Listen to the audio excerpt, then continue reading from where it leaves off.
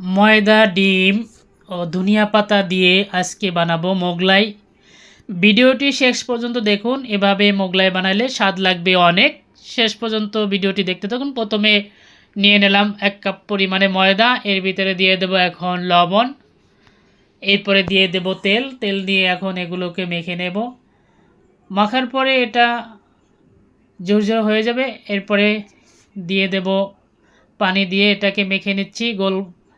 এখন কিন্তু এটা গোলা হয়ে গেছে, গোলাগুলো এখন বেলে নেব, পরোটার মতন বানাবো। এই যে বানিয়ে নিয়েছি, আমি 2টা বানিয়ে নিয়েছি, 3টা বানাবো টোটাল। তো একটা কিন্তু হয়ে গেছে, আরও একটা বানিয়েতেছি। এরপরে ডিম ভেঙে লবণ দিয়ে ধনিয়া পাতা কাঁচামরিচ দিয়ে মেখে নিলাম। এরপরে দিয়ে দেব সেই যে বানিয়েছি পরোটার মতন, সেরপর দিয়ে দিলাম, যেহেতু এটা মোগলাই এই জন্য এভাবে ভাজ করে দিয়ে এবং তেলের উপরে ছেড়ে দিলাম। এখন দেখতে থাকুন। তেলে যখন বাদামি কালার হয়ে যাবে, এই আরও একটা বানিয়ে নিলাম, ডিম দিয়ে দিলাম এর ভিতরে, যে ডিম মেখে নিয়েছিলাম। এখন ভাজ করে দেব এটাকে। দেখেন কিভাবে ভাজ করে দিতে হয়, এভাবে ভাজ করে দিবেন, তাহলে আর ডিম বের হবে না।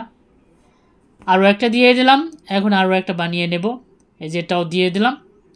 3টাকে ভেজে নিয়েছি, একটা কিন্তু অলরেডি প্রায় বাদামি কালার চলে আসছে, এটা মানে কালার হয়ে গেছে প্রায়, এটা হয়ে আসছে। যখনই বাদামি কালার হয়ে যাবে তখন এগুলো উঠিয়ে ফেলবো মোগলাই 3টাকে। 3টা মোগলাই দেখে নিন ভাজা প্রায় শেষের দিকে আমার। এখন এগুলোকে প্লেটে তুলে নেব।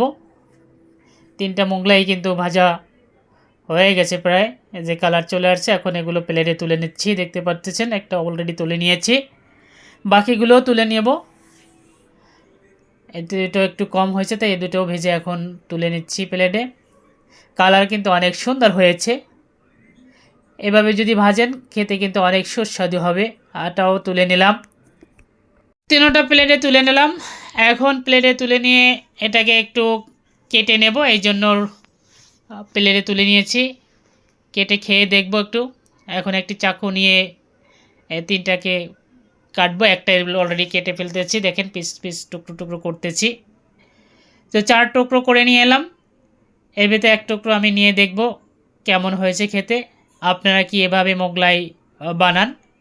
দেখেন আমি অনেক সুন্দর হয়েছে কিন্তু দেখতে, দেখছেন এই যে দেখতে কত সুন্দর লাগতেছে। আমি একটু খেয়ে দেখব। আলহামদুলিল্লাহ, খেতে কিন্তু অনেক সুস্বাদু হয়েছে। আমি কিন্তু এভাবে প্রায় বাসায় তৈরি করে থাকি। সহজ উপকরণে রেসিপিটা তৈরি করা যায়, খেতে কিন্তু অনেক সুস্বাদু লাগে। আপনারাও তৈরি করে বাসায় খেতে পারেন।